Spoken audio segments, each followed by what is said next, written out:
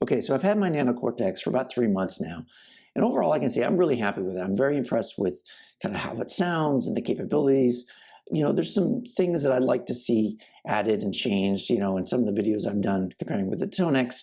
I've talked about the Nano needs to catch up a little bit on the amount of effects type it has. I'd like to see a compressor introduced. I'd like to see the ability to change the order of the effects. I'd love to see a standby capability on the device so you don't have to unplug it when you want to power it off. But there's one feature that's I've not talked about yet that's really limiting my ability to leverage all the captures that I purchased from Amalgam onto the Nano Cortex. And that feature is the ability to do a high-pass filter without an IR. And this comes up because on some of the Amalgam captures that have the cabs built in, they can get a little flubby on the low end. And on the Quad Cortex, I was able to kind of adjust for that by using a high-pass filter to cut off some of the extraneous low end. So for example, here I've got a preset on the Quad Cortex with some captures from Amalgam. We've got a Benson Chimera clean, we've got an Edge, we've got a Marshall drive, and a Soldano. So without a high-pass filter, they can get a little flubby on the low end.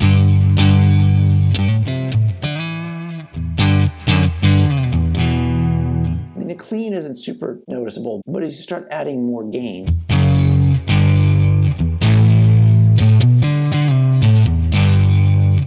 they can really start to get kind of flubby.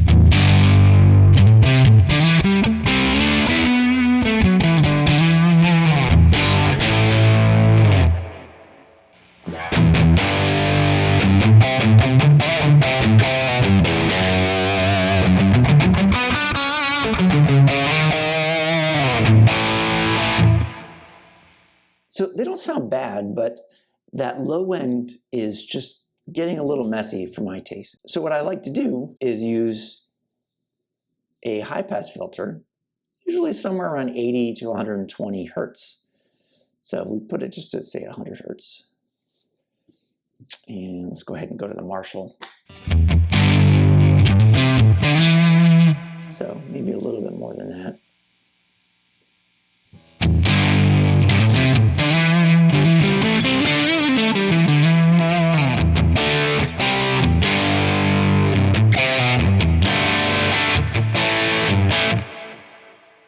Sometimes you might even go a little bit higher.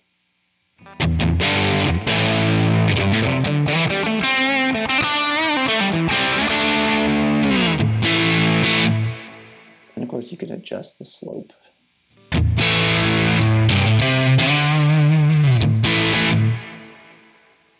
And I find it really helps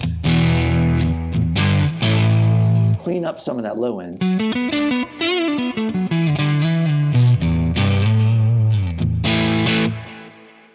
And frankly, this is one of the reasons why I've always preferred captures that don't have the cab included, because you can add your own IR and you can kind of go through this. So with the Quad Cortex, I'm able to compensate for that and use these captures that I've paid for. They're high quality captures. The low end just needs a little bit of help.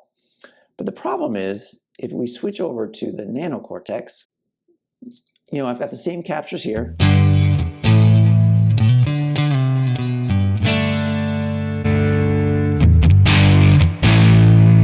I have the same issue with kind of some of that low end being a little flubby.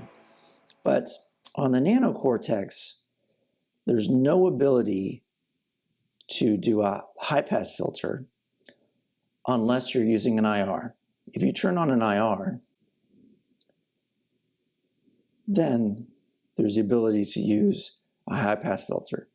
But the problem is, if I'm using a capture with a cab built in, I don't want to add another IR because that's just going to mess up the tone. But without the IR, there's no ability to do that high-pass filter. So I would definitely like to see an EQ capability down the effects that adds in that high-pass filter. Frankly, what I would do is I would pull that functionality out of the IR. I would make it its own effect, probably a post effect, and that would give you the ability to make those adjustments, because otherwise, these tones get really kind of flabby.